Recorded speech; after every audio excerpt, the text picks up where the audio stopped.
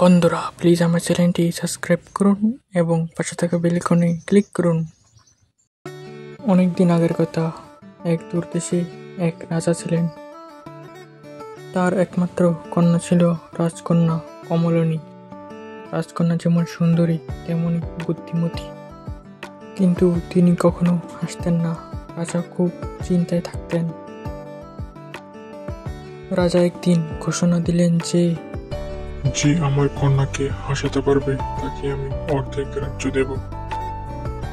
রাজ্যের অনেক ওঝা বৈদ্য পণ্ডিত এসে চেষ্টা করলেও কেউ পারল না রাজকুমারীকে হাসাতে। একদিন এক দরিদ্র রাখাল, নাম তার গোপাল, সে ঠিক করলো রাজকুমারীকে হাসাবে।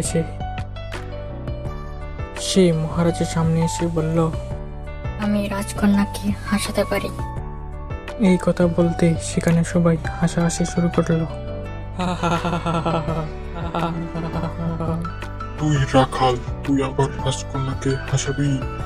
গোপাল শান্তভাবে বলল, চেষ্টা করে দেখি। পরদিন সে রাজকন্যার সামনে গেল। তার হাতে ছিল একটা বাঁশি আর সঙ্গে ছিল একটা ছোট্ট ছাগলছানা। গোপাল ছাগলছানাটিকে বলল, যদি রাজকন্যা হাসে তবে তুই নাচবি, না হলে আমি নাচবো।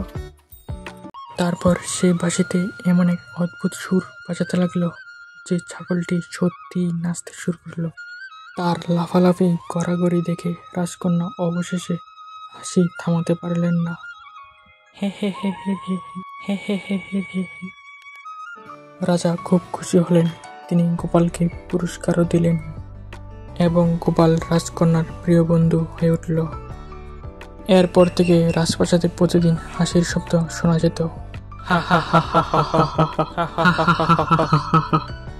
এই গল্প থেকে আমরা বুঝতে পারি যে বুদ্ধি আর সরল মন দিয়ে অসম্ভবকেও সম্ভব করা যায়।